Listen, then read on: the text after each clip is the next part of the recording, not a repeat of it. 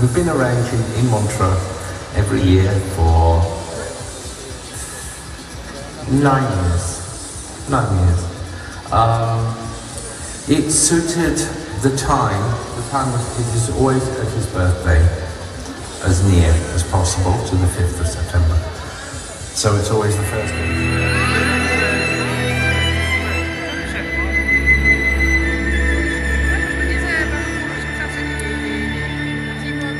And there you see the next generation of fans.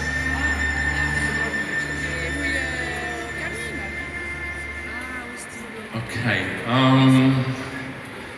I'm getting older, I forget what I'm doing.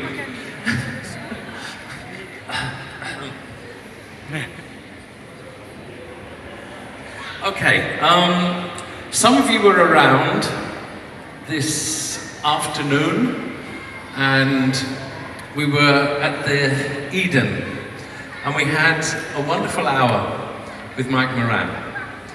And he was talking about the night that Montserrat had performed Freddie's song for the first time at the Royal Opera House.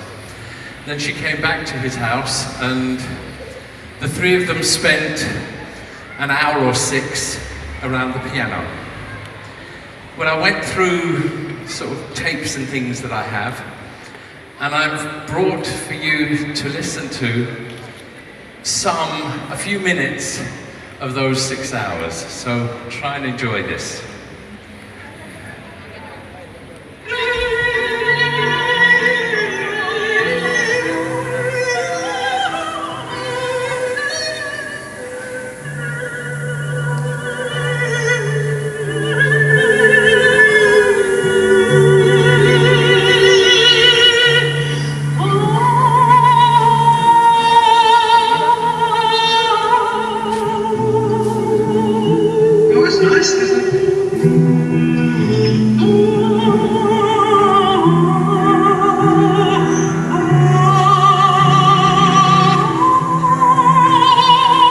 Request time. Everybody always asks to see this photograph for some reason. It was the fridge in the kitchen at Garden Lodge, just in time for a party. The party was for about 50 people. On the right-hand side, it's full of Louis Roederer Cristal champagne. On the left-hand side, it is Stolichnaya vodka. But if you look carefully, you will see that it's not an unhealthy party, because there are actually 3.5 bottles of Perrier and some orange juice. Freddie loved entertaining people. He really enjoyed people having a good time, people laughing, people smiling. You know, really just enjoying time with him, and he loved having time with people. Another thing that was really, really important to him, that all of you know, was cats.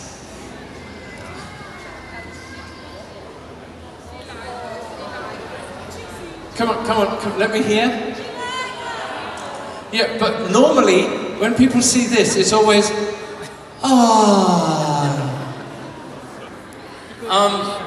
okay, on the right-hand side is the most spoilt cat ever in the world.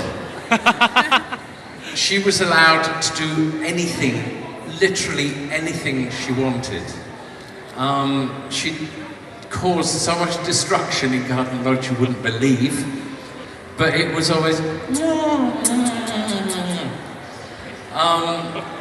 one thing she did very often, there was one room in Garden Lodge the cats were not allowed in, and that was in the dining room. But she was allowed in when Freddie was in there. And so what would happen, she'd hide under the furniture, so the doors would be shut to keep the cats out. You were, in the dining room, there was this one wall which was all glass windows, floor to ceiling. And they had shot silk, racing green curtains, floor to ceiling, wall to wall.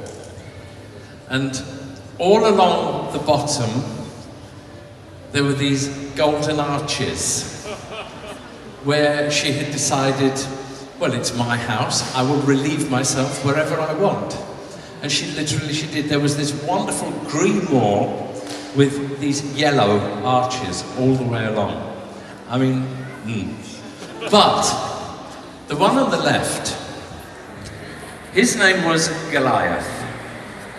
Delilah got her name first. And Freddie said, everybody is going to assume that because I have a Delilah, he will be Samson. But I'm going to make them fools. He's going to be Goliath. And as you all know, Goliath was this giant, but he was the smallest black cat you could ever wish to meet. He was also the sweetest tempered, amazing. He would spend hours around my neck. Sort of back legs here, front legs here. Those of you who have black cats know, but there's something with black cats that when they're purring and they're really content, they dribble. So always down the right-hand side of my shirt, there was this huge wet patch where Goliath had been wrapped around me. It was absolutely wonderful. He was brilliant. And now I don't know where I'm going. I'll be back. This computer should be on the stage.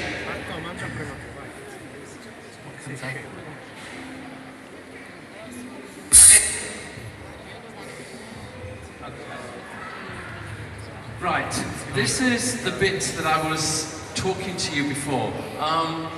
I was invited to a rock camp in the Czech Republic earlier this month. It was for 50 children between the age of 11 and 17. And they wanted to be rock stars. There was none of this hip hop, there was none of this modern music. They all, from the 11-year-old to the 17-year-old, wanted to be rock stars. Rita and I talked about this, and what we thought that if each of the bands, they split into bands. 6 of them chose to do a Queen song. And we decided that the prize for the best performance would be a performance here next year for that group. There was no way on earth I could pick between all of them. So in fact, next year there will be 4 bands of, they're not children, believe me, they are not children, of young people who will be coming to perform here.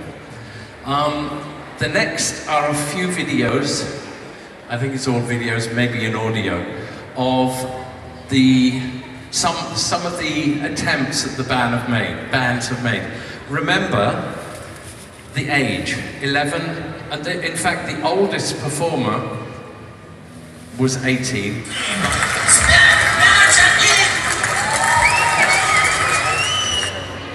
So that's what I got up to this summer. The voice that stood out for me was the boy, 13 years old, singing Say It's Not True. I mean, that every single time I hear it, I just get goosebumps. Okay, that's it from me. See, I told you I was being lazy. I'm around. If you want to talk to me, I'm around. In 5 minutes, we will be having a very special video presentation to start the performance of the band who actually saved our lives this weekend. we actually finally got confirmation that they could come at midnight on Tuesday. And they have actually got their show together to come here to perform for all of you tonight. So I know it's going to be the most amazing show.